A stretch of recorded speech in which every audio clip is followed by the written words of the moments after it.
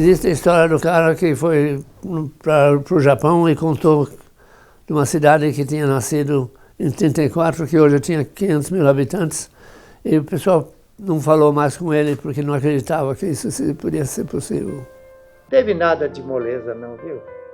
O que a gente fez com muita dificuldade. Naqueles tempos mal, bravos, aqui com grandes coisas perigosas. Quanto mato, quanta coisa que a gente viu passar. E muitos, como o serviço era muito pesado, vieram pensando que no Brasil tinha árvore que dava dinheiro, propaganda enganosa que faziam, né? E chega aqui, o serviço era totalmente diferente, difícil. Foi duro, mas foi gostoso. Meu começo de vida, nascida parece aqui. Porque aqui prometia alguma coisa, mas com a luta. Não foi fácil, não. Ficava feliz quando alguém me pedia para engraxar uma bota. Toda vez que se fala que uma cidade que começou em 34 e tem 500 mil habitantes hoje, é praticamente desconhecido no mundo. E quais os problemas que nós sofremos? O que faz uma cidade crescer? A quantidade de anos que ela comemora? Ou a qualidade dos anos que teve ao longo de sua história? Há uma cidade no norte do Paraná que surpreende a todos que a conhecem pela primeira vez. E também quem a viu nascer e crescer desde criança. Londrina, nessa época, meu Deus, não era nada. Era uma vilazinha, né, que apenas se iniciava. À frente da minha casa, na Avenida Paraná, era Mata Virgem. E tinha algumas oncinhas também. Londrina foi uma cidade que surpreendeu todo mundo. Por que Londrina surpreende? O que é de tão notório assim aconteceu em sua história? Quais eram os problemas e suas soluções? Vamos embarcar nessa viagem ao tempo cheia de sonhos, de terra, de suor e muita lama, e conhecer quanto foi fácil o começo dos 80 anos de Londrina, a capital do norte do Paraná. Espera aí, fácil?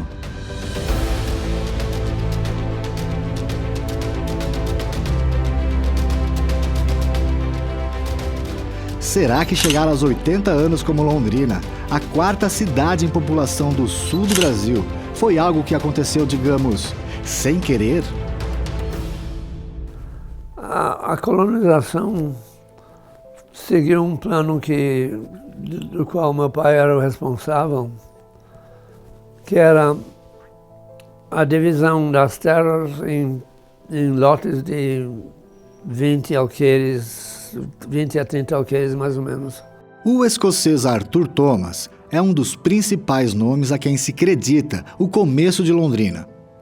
Executivo de Lord Lovat, um eminente representante de investidores britânicos que viu ótimas oportunidades no Brasil, Arthur Thomas chegou da Europa em meados dos anos 20 para criar uma empresa com capital inglês no ramo de algodão. Porém, logo em seguida, o governo do Paraná anunciou um projeto onde estavam procurando investidores estrangeiros para desenvolver a região do norte do Paraná. E a companhia se interessou por isso. Assessorado pelo advogado João Sampaio, quem sugeriu mais tarde o nome Londrina, nascia a Companhia de Terras Norte do Paraná, com a obrigação de construir estradas de trem ligando São Paulo ao norte paranaense, colonizando esta região através do que seria o maior empreendimento do gênero na história do Brasil. Realmente era algo tão imponente quanto difícil de fazer na prática. Então foi uma colonização extremamente interessante, muito natural, ao mesmo tempo se formou a maior reforma agrária que se tem no mundo. Meu pai, como era diretor da companhia, ele formou um grupo de acho que 6 pessoas ou 7 pessoas da companhia de terras para vir para cá para fazer um acampamento no Marco Zero de Londrina. Meu pai, ele abria as estradas aí, né? Poucos encarariam a expedição no meio da mata, em 1929, liderada por George Craig Smith, o primeiro funcionário da companhia. Após seguir de trem de São Paulo até Ourinhos, depois de carro até Jataí, a expedição teve que atravessar o rio Tibagi carregando tudo que podia em barcos, com muitos homens a nado, inclusive os cavalos. Então, em meio a infestações de mosquitos, seguiram cerca de 20 quilômetros abrindo Mata Virgem até o Marco Zero e a futura Londrina, que primeiro se chamaria Patrimônio Três Bocas. Ali, abriram uma clareira que aumentava a cada dia. Meu pai era famoso por uma característica dele. Ele contratava gente de todas as nacionalidades. E para colonizar eles tinham que ter especialistas. E foi por isso que eles procuraram meu pai na área dos alemães. Para cada nacionalidade eles escolheram um especialista em colonização.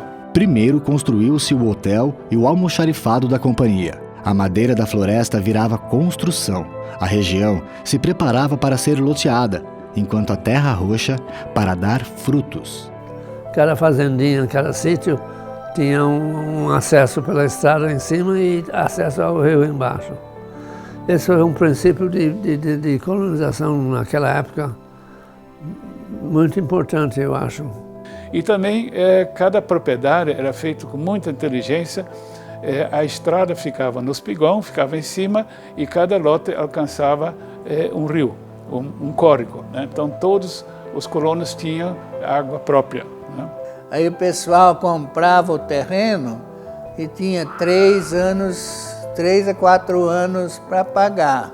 Mas eu nunca ouvi falar que a companhia tomou o terreno de alguém por falta de pagamento. Porque o pessoal trabalhava, né? E a pequena Londres, ou melhor, Londrina, além de ganhar o nome sugerido por Sampaio em homenagem aos ingleses, cresceu logo também em responsabilidade. Humberto Pulgari Coutinho, proprietário do primeiro jornal londrinense, o Paraná Norte, dizia com entusiasmo que Londrina saltaria logo para município e que, sem ter as prerrogativas de vila, erguer-se-ia em cidade aquela incipiente capitalzinha do setentrião paranaense. Somente 5 anos após a expedição que abriu a clareira no Patrimônio Três Bocas no meio da mata, nascia o município de Londrina, em 10 de dezembro de 1934. Um lugar promissor, mas nada fácil para viver. Eu nasci aqui em Londrina, no dia 27 de agosto de 1934. Eu fui registrado em Jataizinho, porque não existia cartório na época. Meu pai, como era alemão, gostava das coisas certas, né? Se ele esperasse mais uns dias para me registrar, eu seria um dos primeiros a ser registrado aqui em Londrina. Quando nós chegamos, tinha só barro, poeira, coisa horrível, mata, que dava medo, né? Mas como a gente queria progredir na vida, também tivemos coragem e viemos, só nós dois.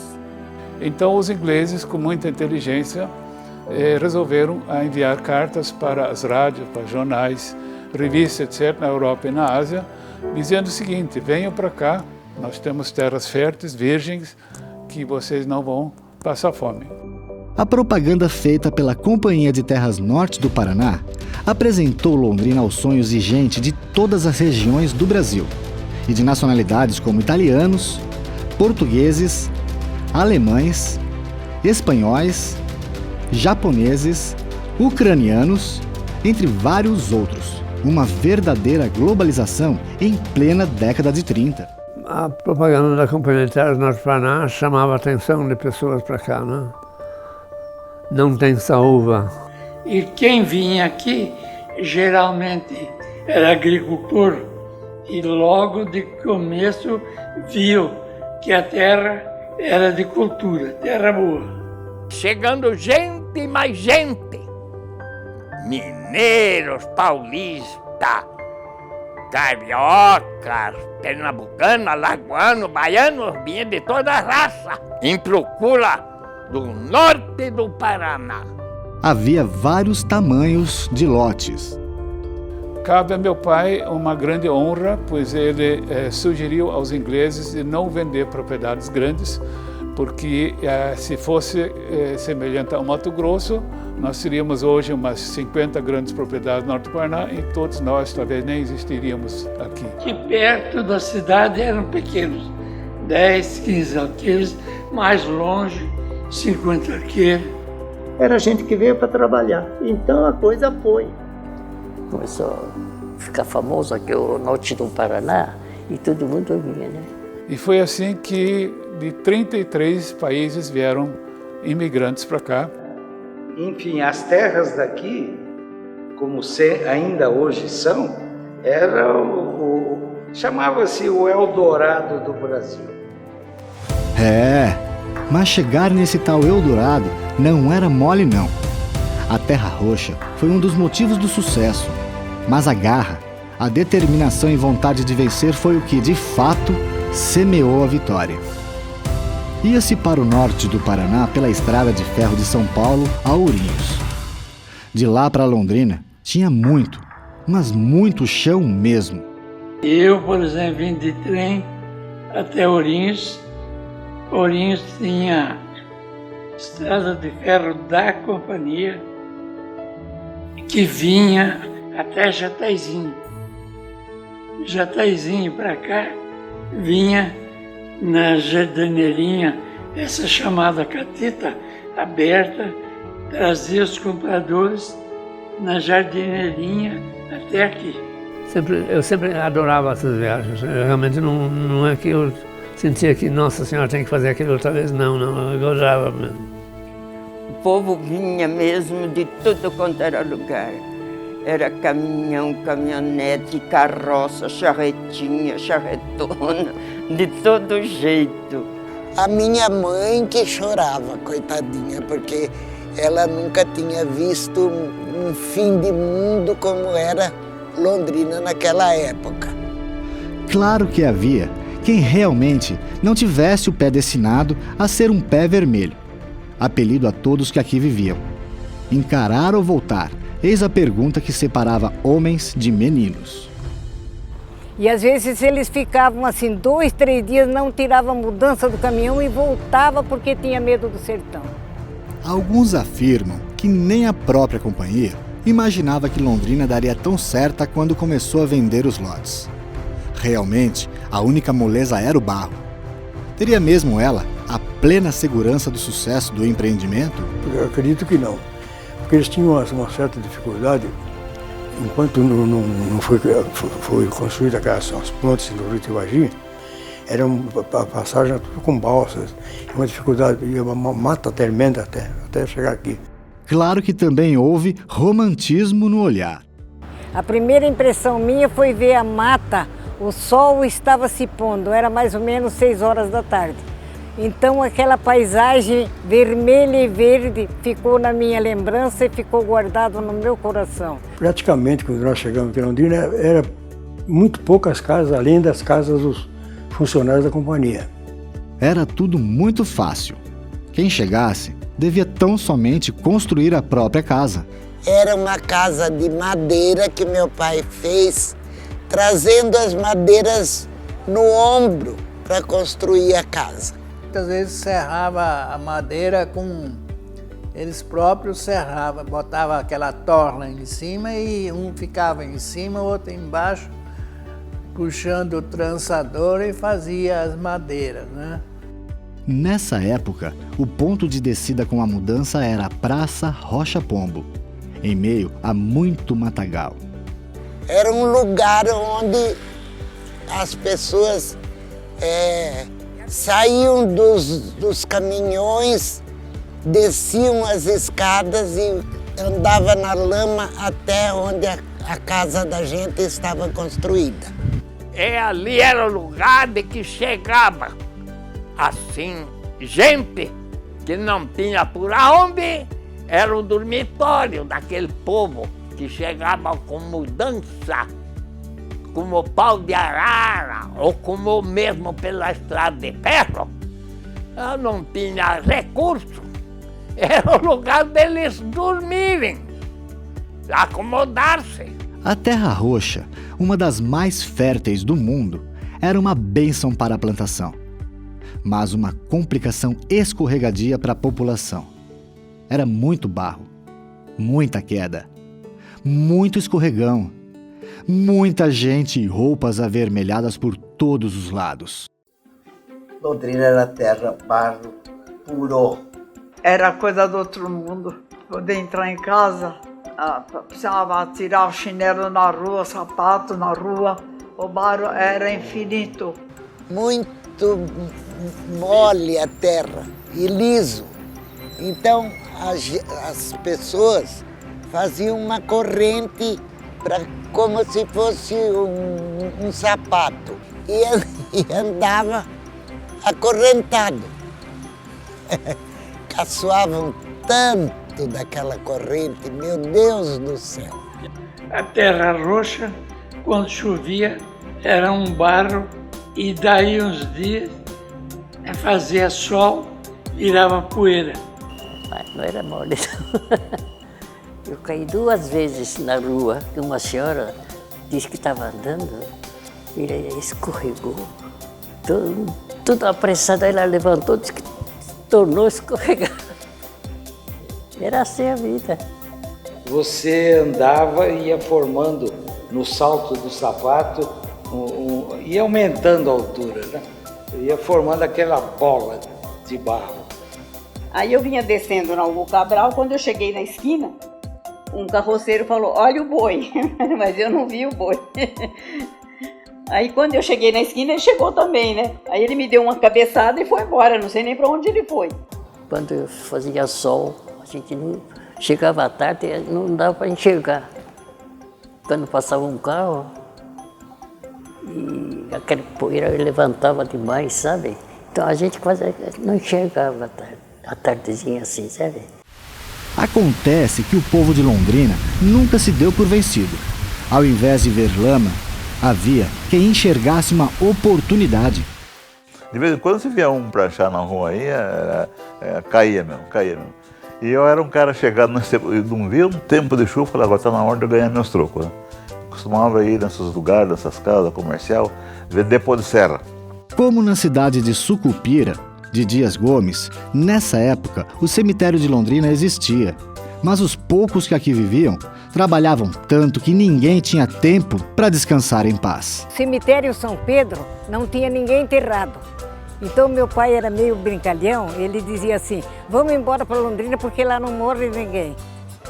Não tinha ninguém, não morria ninguém.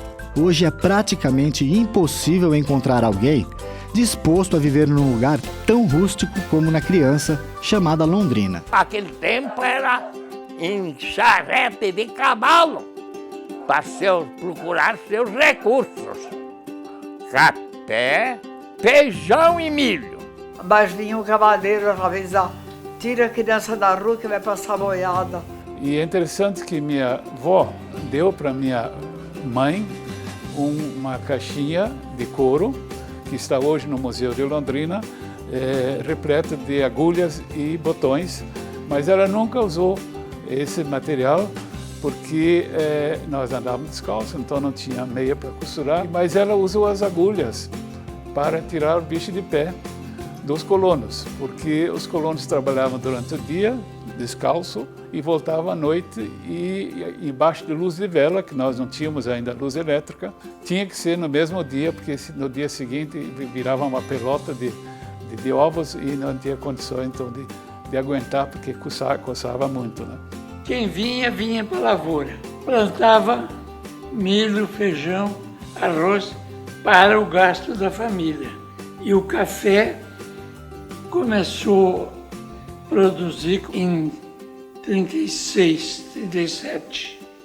Existia até um decreto federal proibindo de plantar café. Esses pioneiros vieram e ignoraram a proibição e o governo do Paraná também não ligou, porque está fazendo por conta e risco. E meu pai era o que ensinava esse pessoal. Cada um que vinha lá de fora, tanto faz que país que era, se era suíço, se era francês, ou português, italiano, cada um trazia na mala algumas sementes, algumas mudas, né? Mas com aqui é clima tropical, nada disso dava certo. Venceu o tempo, meu pai foi ser carroceiro. Ele ia daqui para Tamarana, para Paiquerê, levar querosene, sal, açúcar, essas coisas que vinham de fora, né? E quando ele voltava, ele trazia arroz em casca, trazia feijão para vender, né? Em Londrina, a coisa era, muitas vezes, na base da caça.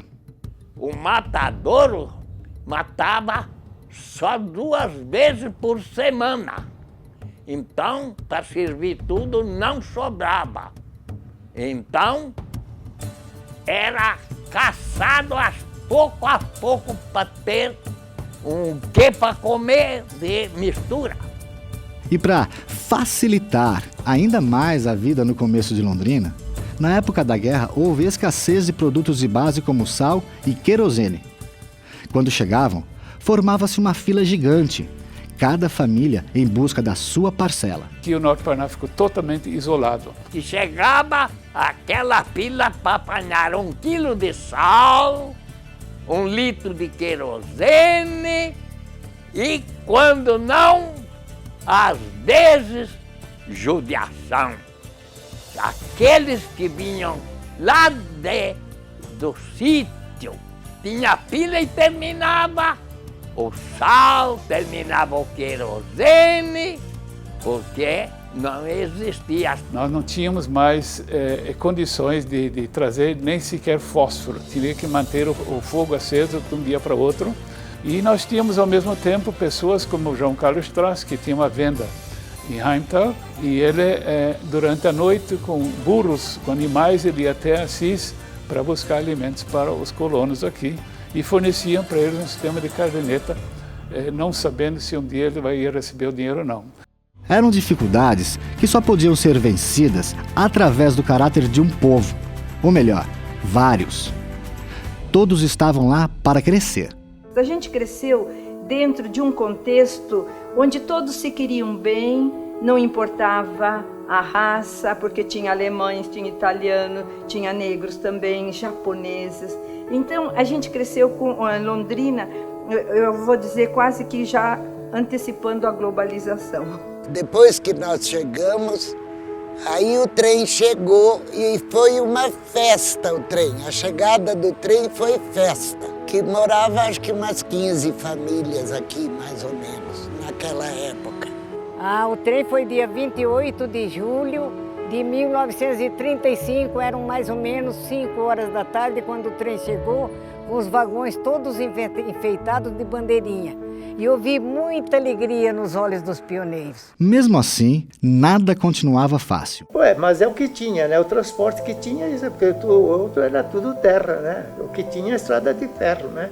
Mas era muito complicada também, porque não resistia o movimento que tinha. De vez em quando caía vagões aqui, destrilhava aqui, lá. De vez em quando você tinha vagões tudo jogado fora da estrada, né? Foi um avanço que ligou Londrina comercialmente mais a São Paulo do que a própria capital do Paraná. Aqui o pessoal utilizava São Paulo porque para Curitiba não tinha estrada.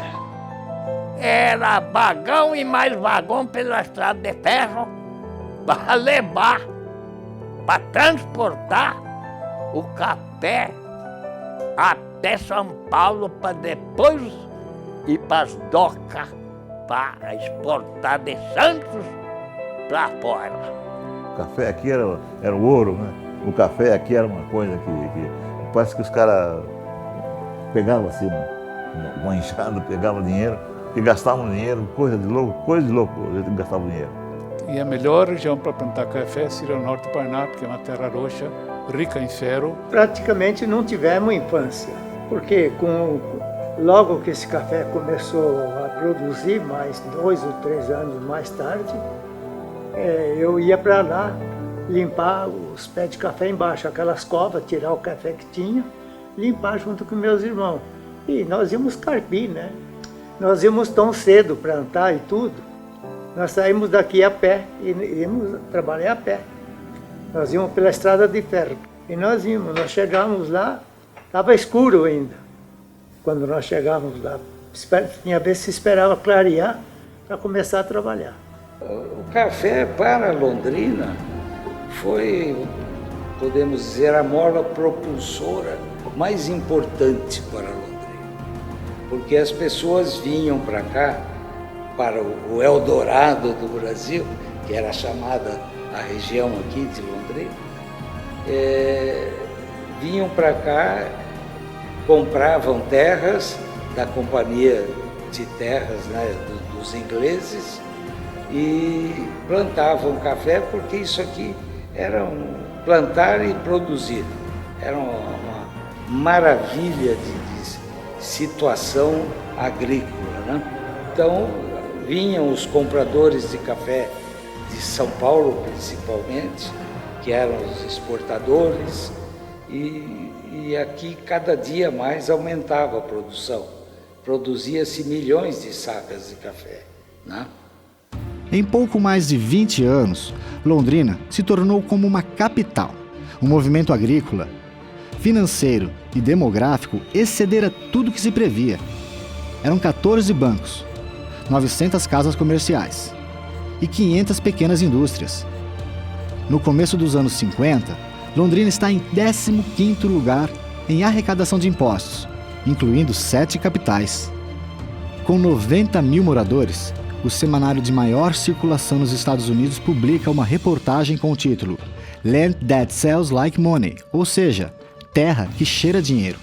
Era Londrina virando notícia mundial. Pavimentações, construções, comércio, aeroporto, ferrovia, rodovias, movimento para lá e para cá, de dia e de noite. Até que depois Londrina foi crescendo e primeira rua a receber o calçamento foi a antiga Avenida Paraná, né? Que hoje é o calçadão ali. A primeira quadra que foi feita para a revista com paralelepípedo foi a quadra pernambucana. Quer dizer, a gente foi vendo crescer, a cidade foi se tornando sempre mais habitável. Eu me lembro aqui do edifício Santo Antônio, que foi quase um dos primeiros que foi construído. Então a gente ia lá, nossa, subia de elevador, era uma novidade para a gente, descia, né? Porque a cidade tinha quase tudo casa de madeira. Depois, aos poucos, a Avenida Genópolis foi se formando, a Rua Santos, Paranaguá, aquelas casas bonitas, né? Então, quando começou a surgir alguns primeiros prédios, o edifício Manela, o edifício Saão, aí depois já passou para o edifício Bosque, aqui na esquina do Correio. Então, quando conheci esses edifícios, foi uma coisa impressionante, né? Como é que pode? E foi crescendo. Foi crescendo e hoje está bem mais de uma meia dúzia, né? Outra coisa que ficou gravada no meu coração foi a figueira, onde hoje é a Santa Casa. Era uma figueira tão bonita, o tronco dela era dividido como se fosse a mão da natureza. E a nossa tristeza foi quando o homem chegou com o machado na mão e derrubou a nossa figueira. E nós vimos a nossa figueira espalhada pelo chão e foi grande a choradeira, foi muito grande a tristeza. Foi uma coisa, quando com aquele calçamento ali, no meio de tanto barro, né? Aquele povo vibrava ali, sabe, fim de semana, e era todo mundo se reunia, era a avenida. Vamos na avenida. Lazer era fazer o footing na avenida aos domingos. Ficava à tarde até anoitecer andando para lá e para cá. As moças de um lado, os moços do outro. E aí paquerava. O aeroporto de Londrina começou a funcionar em 1936, mas foi no auge do café que ele foi ampliado e adequado para comportar o desenvolvimento galopante. Era coisa de louco, era um movimento. Chegou a ser um dos mais movimentados aeroportos do Brasil. Tudo que sobe tem que descer. Por em certo tempo, espaventou os capeiros, geada e mais geada. Porém, isso em nada impediu que no fim da década de 50 nascesse uma das maiores indústrias cafeeiras da história do Brasil e do mundo, a Companhia Cacique de Café Solúvel. Café foi um sucesso, como todos nós conhecemos, né?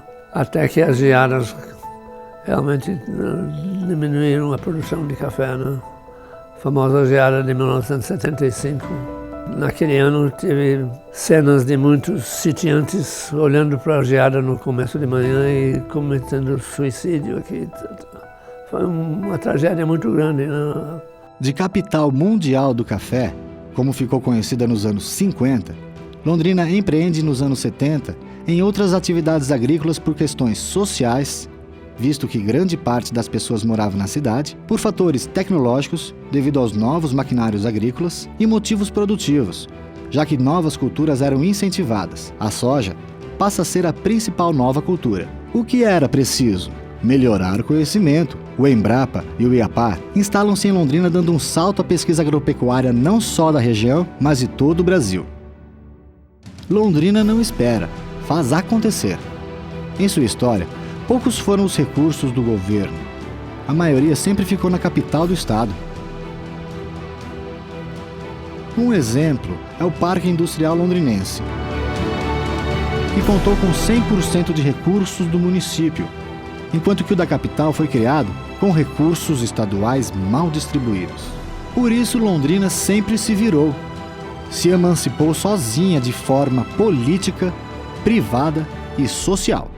E assim ela foi virando metrópole porque, além da agricultura, Londrina se dedicou ao urbanismo, à construção civil horizontal e vertical, a qual lhe deu imenso destaque nacional, e também pela implantação de indústrias de todos os tipos, pequenas, médias, grandes, gigantes, globais, especialmente as de tecnologia de ponta. Como o londrinense não para, consolidou-se um forte comércio de produtos e serviços de alta qualidade, reflexo da cidade ser também um grande polo universitário. Por isso, também tem cultura, diversão e vida com qualidade para todas as idades, principalmente a melhor delas. Ninguém da Londrina de 1934 imaginaria como a cidade estaria 40 ou 50 anos depois, quanto mais 80. Então, quando a gente desce em Londrina, a gente vê o progresso que tem. Parece que Londrina tem 2, 3 cidades na mesma cidade, porque tem vários ângulos diversos, bonitos. Eu nunca vi a cidade crescer como cresce isso aqui. Só quem sai e volta é que sabe o que isso aqui é. Quando eu estou longe de Londrina, eu me sinto como um peixe fora do aquário. O céu de Londrina é o mais lindo que existe, que eu já vi até hoje. Quem já viu a terra do café, que era, viu naquela época, que tem que vir agora. Ver o que é, o que formou isso aqui. É Londrina, a cidade que eu amo, a cidade para onde eu vim. Realmente, o desenvolvimento de Londrina é excepcional. Mas, além das oportunidades como a terra roxa, o trabalho de construir, plantar e transportar, haveria algo mais e tão fundamental em meio a tanto barro e tanta poeira? Os valores humanos, os valores que constroem o homem, que é a esperança, a verdade, o amor, a alegria, a honestidade, a lealdade. Foi uma experiência, prova de coragem, de luta, de vontade de vencer de todo aquele povo que para cá mudou-se, né? O mais importante é trabalhar, acreditar, sonhar. Há inúmeras outras pessoas que fizeram parte dessa história. Gente importante, pessoas anônimas. São tantas que, para ouvi-las, precisaríamos de outros 80 anos para mais.